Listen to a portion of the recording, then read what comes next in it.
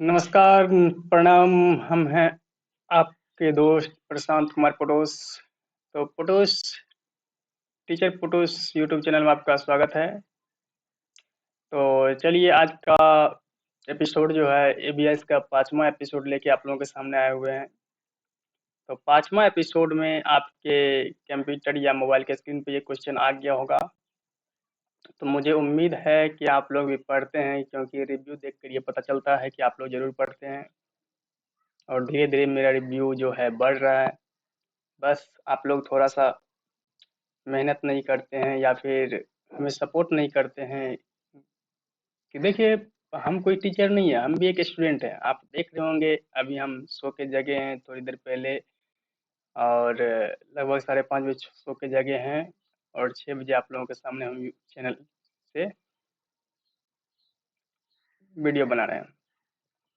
तो ये सब तो बातें होती रहेगी बीच बीच में। बस आप लोग शेयर करते रहिए, लाइक करते रहिए, और जो सब्सक्राइब नहीं किए सब्सक्राइब करते रहिए।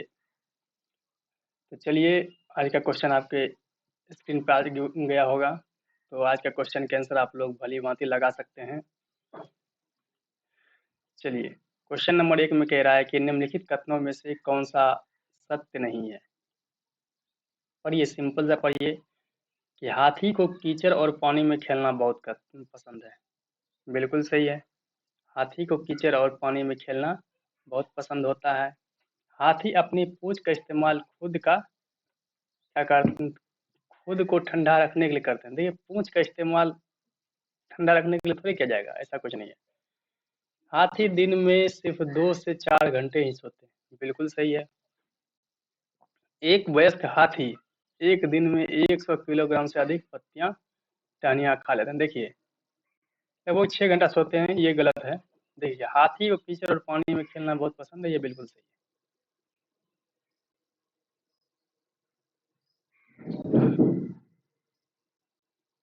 है। देखिए, निम्नलिखित में कौन सा कथन सत्य नहीं है। नहीं है तो देखिए, ये गलत है, आपको बोले थे। और यहाँ पे जो है, एक वयस्क हाथी एक दिन में 100 किलोग्राम खा लेती है, बिल्कुल सही है। 2-4 घंटे सोते हैं, बिल्कुल सही है। लेकिन पूंछ का इस्तेमाल ये गलत है। देखिए, हमने पहले एक दिन आपको बोला था कि सत्य नहीं है, ये सबको भी देखना है। हम लोग जल्दीबाजी में लगा देते हैं, ऐसा कुछ भी नहीं है। चलिए, हाथी के बारे में थोड़ा सा पढ़ लेते हैं। कहते हैं, एक वयस्क हाथी एक दिन में लगभग 100 किलोग्राम से अधिक पत्ती और टहनी खा लेता है। बिल्कुल सही है। हाथी ज्यादा आराम नहीं करते हैं। अब बताइए, हाथी इतना विशाल का है शरीर, फिर भी वो आराम नहीं करते हैं। और हम लोग अगर सोते हैं तो लगभग 10-12 घंटे पहुंचा देते हैं। ऐसा थोड़ी हो सकता है। मैं अपने बारे में भी बोल रहा हूँ। कभी कभी जब आलस में पड़ जाता हूँ तो काफी देर तक सोया रह जाता हूँ। तो हाथियों को कीचड़ और पानी में खेलना बहुत पसंद होता है। वो दिन में केवल 2-4 घंटे ही सोते हैं। देखिए, चलिए, इस सब को छोड़िए, बस इतना इतना जान लीजिए, इस जितना भी है ये हाथी के विषय में जानकारी थी। नेक्स्ट क्वेश्चन पे चलते हैं। एक पिता के छोटे भाई को हम मलयालम में क्या कहते हैं।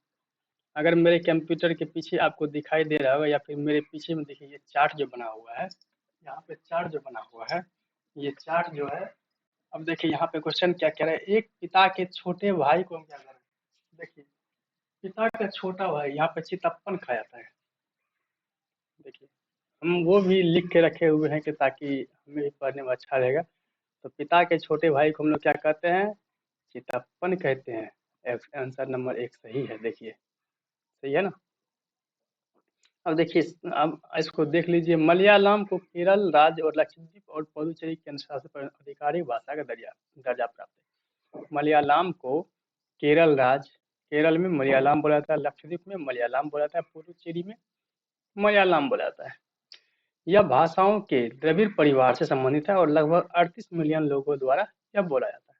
मलयालम भाषा 38 मिलियन लोगों द्वारा बोला जाता है। बताइए, अब इसको समझ लेते हैं। माँ को क्या कहते हैं मलयालम में, अम्मा। पिता को अचन, भाई को सहेधरन, छोटा भाई को, बड़ा भाई को चेता, छोटा भाई को उनियन, बहन को सहोदरी, बड़ी बहन को चेची, छोटी बहन को अनितेती, और छोटा भाई, पिता के छोटा भाई यानी चचा को चितप्पन, पिता के छोटे भाई की पत्नी यानी चाची को कुजम्मा, और आंटी को अम्माई, ये बोला जाता है। तो इस प्रकार संबंधित है कि छोटे भाई को मलयालम में चितप्पन कहा जाता है। यानी पिता के छोटे भाई को चितप्पन कहा जाता है। तो नेक्स्ट क्वेश्चन पे आते हैं हम लोग। अगले क्वेश्चन आपके कंप्यूटर स्क्रीन पे होगा। निम्नलिखित में से किस पक्षी को नर और मादा एक दूसरे से मिलते जुलते हैं? निम्नलिखित में से किस पक्षी के नर और मादा एक दूसरे से मिलते जुलते हैं? बुलबुल, कोयल, गोरैया, सूर्य पक्षी।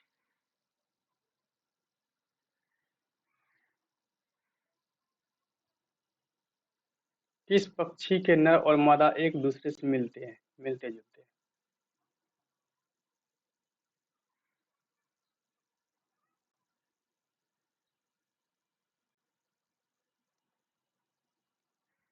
ये गोरैया हो सकता है, कोयल हो सकता है, बुलबुल हो सकता है। देखिए बुलबुल करते हैं, बुलबुल। अब बुलबुल जो है, बुलबुल एक दूसरे से पूरी तरह से मिलते जुलते हैं। हमको ही पता नहीं था, देखिए मेरा पहली बार जो था सूर्य पक्षी लगाए थे, गलती था, लेकिन बुलबुल एक दूसरे से मिलते जुलते हैं। तो सही उत्तर क्या है? बुलबुल। दक्षिण, ये पक्षी जो है प्रजातियां जिनमें नर और मादा एक समान दिखते हैं, जैसे जिसे मोनोमॉर्फिक कहलाते हैं। ठीक। काली छाया वाले सफेद ब्लू जैसे हाउस राइट और मोरिंग डॉव मॉर्फिक पक्षियों कुछ उदाहरण है। बुलबुल एक परिवार है। पिकोनोटिड मध्यम आकार और पारसेरियन सॉन्ग बर्ड्स, और इसमें ग्रीन बुल, ब्राउन बुल और लिक्लोफ और ब्रिश लविल शामिल है। कोयल के बारे में थोड़ा जान लेते हैं। ये बड़े यौन रूप से डायमोरिफिक कोयल है जो फल और कीड़े खाते हैं, जो जोर से आवाज करते हैं। वे ब्रूड प्रजाति हैं। ये प्रजाति घोंसले में अपने अंडे देते हैं।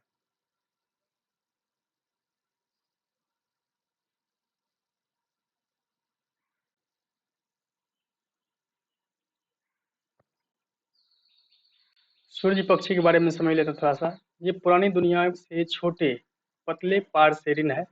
आमतौर पर नीचे की ओर घुमावदार चोंच रखते हैं। कई चमकीले रंग के होते हैं, अक्सर इंद्रधनुष पंख के साथ, विशेष रूप से नर। कई प्रजातियां भी विशेष रूप से लंबे पूंछ में दिखते हैं। तो समझ गए पक्षी के बारे में। तो सबसे इम्पोर्टेंट मेरा क्वेश्चन क्या था कि नर और मादा एक दूसरे से मिलते जुलते हैं। तो नेक्स्ट क्वेश्चन पे चलते हैं। उस औषधीय पौधे का नाम बताइए जिसके तने का उपयोग गले की खराश के लिए किया जाता है। देखिए नीम हो सकता है, मुलेठी हो सकता है, पलास हो सकता है, आंवला हो सकता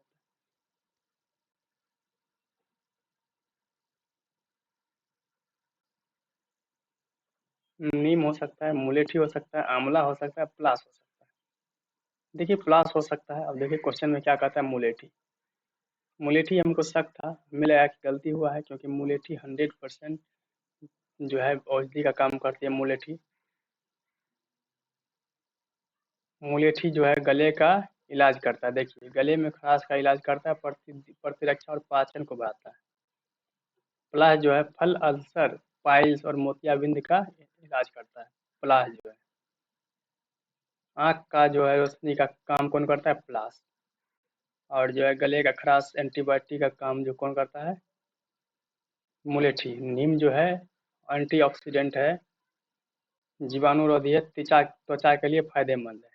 और आंवला जो है त्वचा की समस्या के लिए इलाज करता है, मधुमेह और रक्तचाप यानी ब्लड प्रेशर का इलाज करता है। तो समझ गए। तो उस पौधे का नाम जो गले की खराश, तो मुलेठी जो है गले की खराश को ठीक करता है। नेक्स्ट क्वेश्चन पे आते हैं। यदि कोई नक्शा आपके सामने है और दक्षिण दिशा डॉट डॉट दिखाई जाती है, तो मानचित्र के शीर्ष पर, ऊपर या मानचित्र के निचले भाग पर, देखिए मानचित्र के दाहिने और मानचित्र के बाएं। देखिए जब ऊपर नक्शा आपके सामने है तो दक्षिण दिशा क्या होगा? मानचित्र के निचले भाग पे होगा। 100% सही है। तो चलिए नेक्स्ट क्वेश्चन पे चलते हैं। नेक्स्ट क्वेश्चन मेरा कह रहा है कि जब मधुमक्खी का एक समूह को पराग का पता चलता है तो वह नृत्य के माध्यम से अन्य मधुमक्खियों को उसके स्थान, मात्रा आदि के बारे में सूचित करती है। भोजन या स्थान के बारे में चींटियां अपने साथी चींटियों को कैसे संवाद देती है? नाचने के माध्यम से, बनबनाहट के माध्यम से, अंटीना द्वारा, गंध से।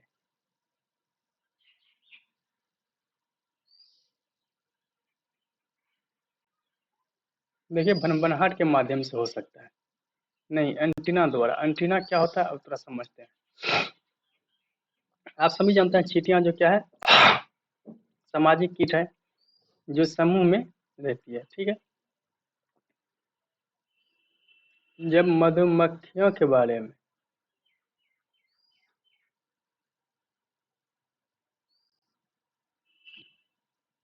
मधुमक्खियों के बारे में भनभनाहट हो सकता है, लेकिन चींटियों के बारे में चींटियां चींटियां से संवाद कैसे करती है, एंटीना द्वारा। देखिए अब चींटियां के बारे में समझते हैं। चींटियां सामाजिक कीट है जो समूह में रहती है। चींटियां ज्यादातर गर्म जलवायु में पाई जाती है। चींटियां का सबसे आम रंग लाल, पीला, भूरा और काला है। अब देखिए सिंपल और चींटी के बारे में थोड़ा जान लेते हैं कि चींटियां सामाजिक कीट है। देखिए एक बार ये क्वेश्चन मैंने आपको पढ़ाया भी था, फिर आ गया, आगे भी आ सकता है, लेकिन एक क्वेश्चन जो है अनेकों बार आ सकता है, लेकिन उसको समझना है, पढ़ना है। चींटियां क्या है, सामाजिक कीट है, क्योंकि वे बड़ी कॉलोनियां या समूह में रहती है, जो जिसमें रानी नेता होती है और एक कार्यकर्ता अपने घर की रक्षा करते हैं। रानी चींटी कॉलोनी की संस्थापक और नेता दोनों है। उसका प्राथमिक कार्य हजारों अंडे देकर कॉलोनी का निवास करना है। किसका, रानी चींटी का। चींटियों की अलग अलग जातियां होती है। जो चींटियों के समूह होते हैं एक निश्चित कार्य को पूरा करते हैं। चींटियां आमतौर पर एक ही पंक्ति में चलती है। चींटियां जब चलती है तो जमीन पर गंध छोड़ती है। अन्य चींटियां रास्ता खोजने के लिए गंध का अनुसरण करती है। चींटियां सामूहिक जीव है। चींटियां आश्चर्यजनक रूप से मजबूत होती है, जो अपने शरीर का 10 से 50 गुना उससे 20 या उससे ज्यादा की उठाने की क्षमता रखती है। चींटियां की कॉलोनी को इस प्रकार किया जाता है।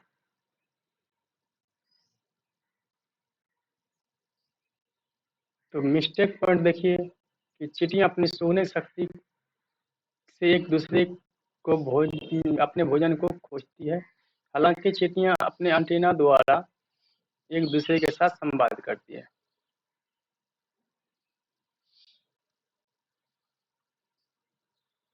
देखिए मिस्टेक पॉइंट जो दिया गया है तो हमें समझ में नहीं आया है, इसके बारे में हम इसको रिपोर्ट डालते हैं कि मिस्टेक पॉइंट को जो है अन्य में डालते हैं। प्लीज रिसॉल्व मिस्टेक पॉइंट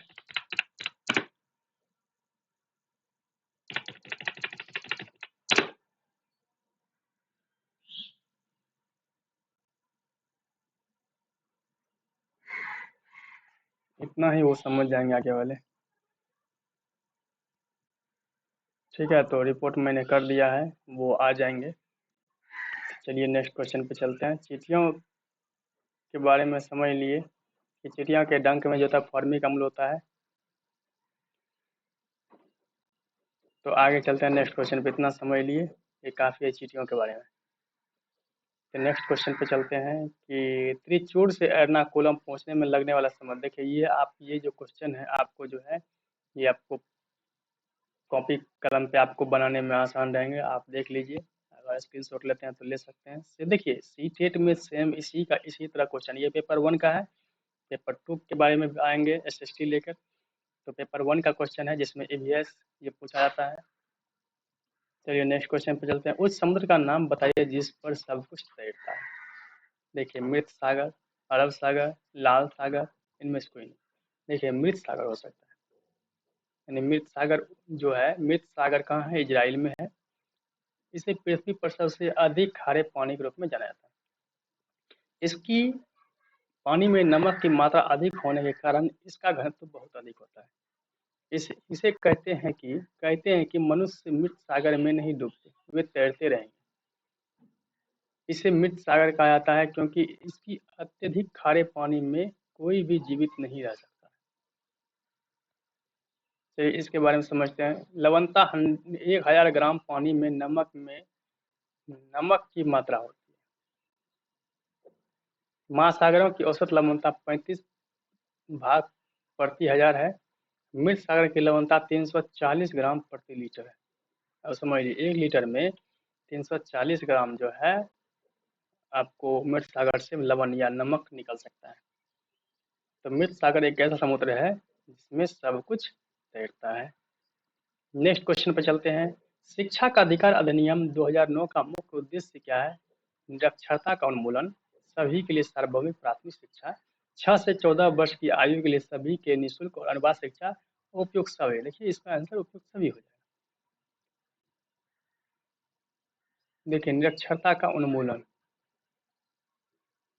देखिए गलती है ना, जल्दीबाजी में हम लोग मार देते हैं। निरक्षरता का उन्मूलन नहीं होना चाहिए, सभी के लिए सार्वभौमिक शिक्षा, सार्वभौमिक प्राथमिक शिक्षा, 6 से 14 वर्ष के। देखिए शिक्षा का अधिकार अधिनियम 2009 के अंतर्गत 6 से 14 वर्ष के सभी आयु की अनिवार्य शिक्षा है।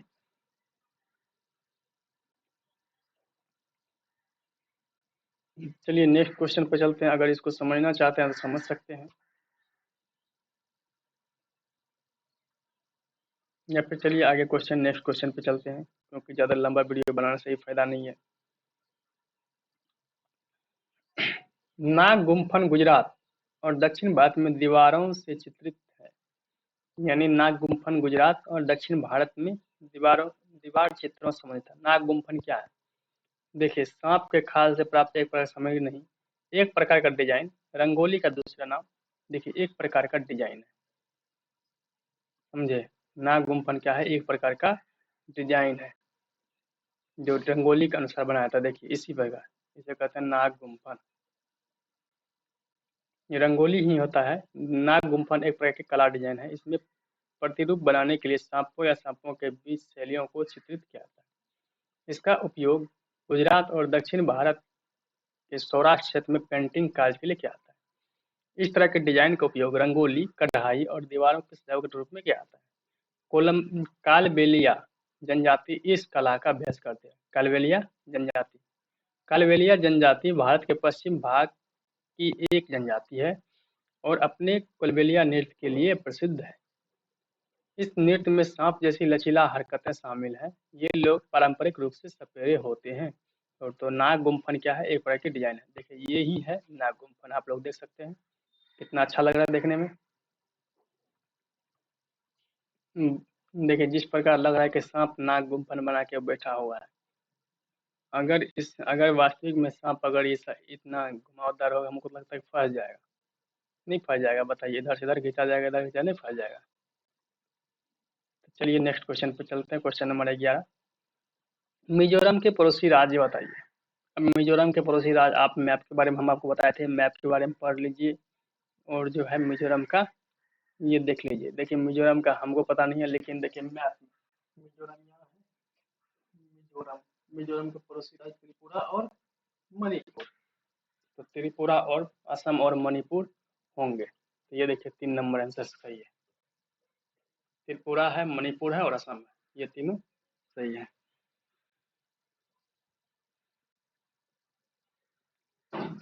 तो अगले क्वेश्चन पे चलते हैं। देखिए मैप में भी आप देख सकते हैं, ये है मिजोरम, त्रिपुरा, असम और मणिपुर।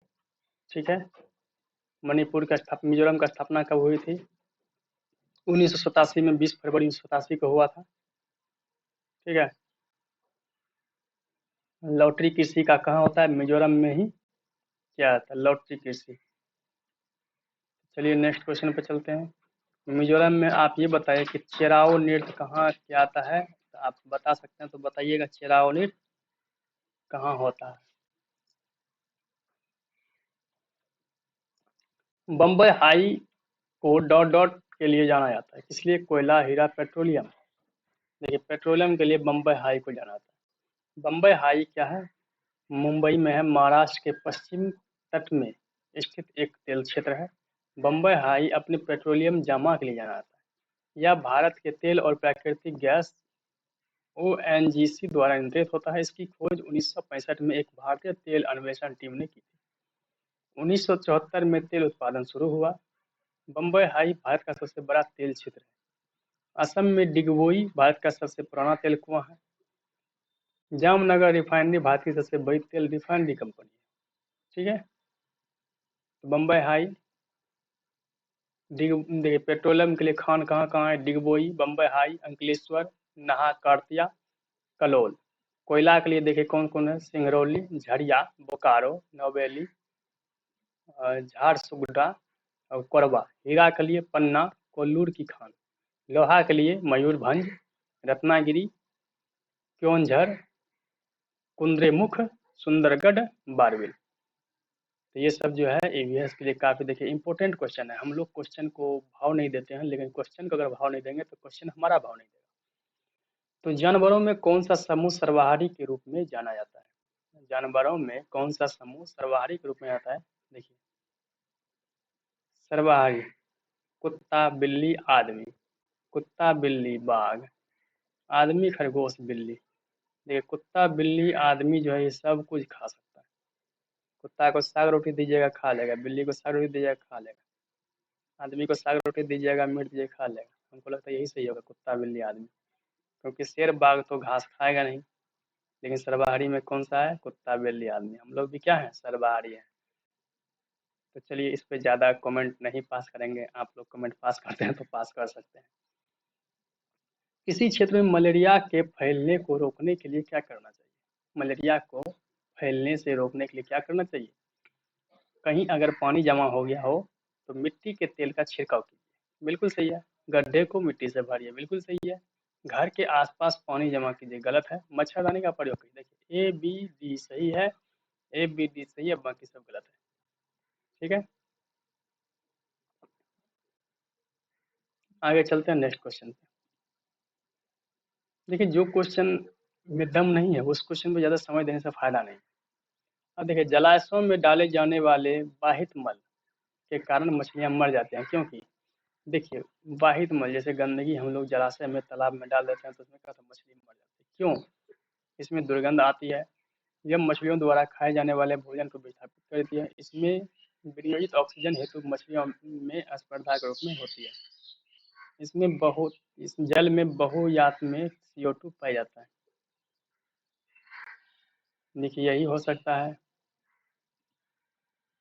देखिए, इसमें विनियोजित ऑक्सीजन हेतु मछलियों में स्पर्धा वृद्धि होती है। जब ऑक्सीजन ही मछलियों को नहीं प्राप्त होगी तो क्या हो जाएगा? मछली खुद मर जाएगी। तो इस प्रकार देखिए, जल निकाय में, जलाशय में वाहित मल में डाला जाता है तो तालाब में अपशिष्ट जल तेजी से सड़ना शुरू हो जाता है, बिल्कुल से वह सड़ने लगते हैं। इस अपघटन प्रक्रिया से जल निकाय में ऑक्सीजन की कमी हो जाती है, बिल्कुल। जब जल में क्लिनिन विलीन ऑक्सीजन कम हो जाती है तो मछलियां मर जाती हैं। समझ गए? तो आपका 3 नंबर क्वेश्चन बिल्कुल सही है। अगले क्वेश्चन पे चलते हैं। ईवीएस का कौन सी मूल्यांकन तकनीक छात्रों को शिक्षक के प्रश्नों का उत्तर देने के लिए, प्रत्यक्ष उत्तर देने के लिए तैयार किए गए कथन पेश करने का अनुमति देती है? लिखित तकनीक, मौखिक तकनीक, प्रदर्शन तकनीक, अवलोकन तकनीक।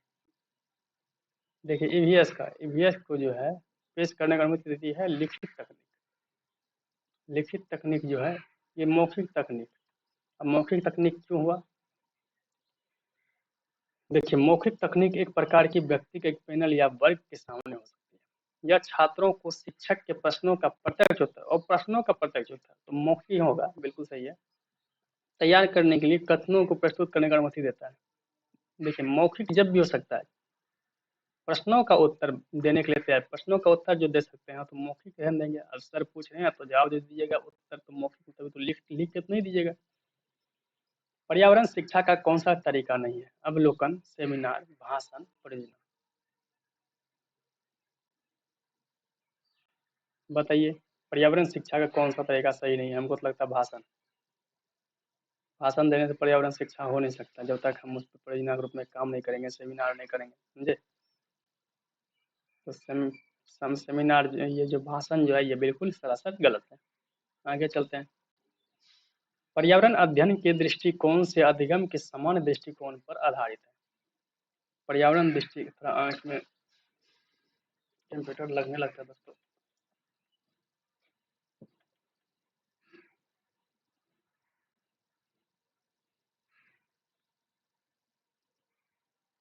तो पर्यावरण अध्ययन के दृष्टिकोण से अधिगम के समान अधिकोण पर दृष्टिकोण पर आधारित है। मूर्त से अमूर्त, अमूर्त से मूर्त, ज्ञात से अज्ञात, सामान्य से विशेष। सामान्य से विशेष हो सकता है नहीं, मूर्त से अमूर्त। अब मूर्त से अमूर्त क्यों हुआ, थोड़ा समझते हैं। पर्यावरण अध्ययन मनुष्य के संबंधों के अध्ययन के साथ उनके जीवन को प्रभावित करने का एक अन्य पहलू है। यह वैज्ञानिक दृष्टिकोण के विकास पर जोर देता है ताकि छात्र पर्यावरण की अपनी अवधारणाओं को विकसित कर सके। यह हमारे स्थानीय व्यापक वातावरणों के प्राकृतिक, सामाजिक और सांस्कृतिक आयामों की समझ का पता लगाने, जांच करने और विकसित करने के लिए अधिक चिंतित है। पर्यावरण अध्ययन दृष्टिकोण मूर्त से अमूर्त तक सीखने के समान दृष्टिकोण पर आधारित है।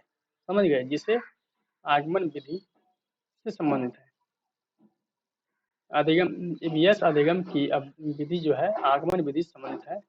इसमें इस शिक्षण में इस बात पर जोर दिया जाता है कि वास्तविक अमूर्त वस्तुओं से पहले और अधिक अमूर्त अमूर्त विचारों को दिया जाना चाहिए ताकि छात्र आसानी से उन्हें आंतरिक रूप दे सके। यह आमतौर पर ज्ञात से अज्ञात और सामान्य से विशिष्ट में ले आता है। तो इस प्रकार समझ गए कि मूर्त से अमूर्त की ओर ले आता है पर्यावरण अध्ययन के दृष्टिकोण। तो नेक्स्ट क्वेश्चन पर चलते हैं। निम्नलिखित में से कौन सी उन शिक्षण विधि में नहीं है जिनका प्रयोग या उपयोग प्राथमिक स्तर पर ईवीएस शिक्षण के लिए किया जाता है। समझिए कि शिक्षण विधियों में नहीं है जिनका उपयोग प्राथमिक स्तर पर ईवीएस शिक्षण के लिए किया जाता है। उपदेशात्मक, क्षेत्र भ्रमण, परियोजना, चर्चा।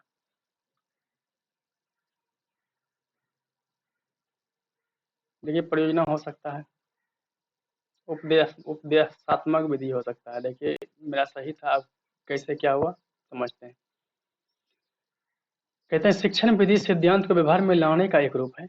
यह आम तौर पर छात्रों के शिक्षा शास्त्र, सामान्य सिद्धांतों और प्रबंधन रणनीति का वर्णन करती है, जिसका उपयोग संपूर्ण शिक्षण अधिगम प्रक्रिया के माध्यम से किया जाना है। यह छात्रों की अधिगम की गति को आसान बनाने में मदद करती है। पर्यावरण का अध्ययन है उस पर्यावरण का अध्ययन जहाँ हम रहते हैं। यह हमारे वास्तविक जीवन में होने वाले पर्यावरण की समझ को ज्ञात करने, जांच करने और विकसित कर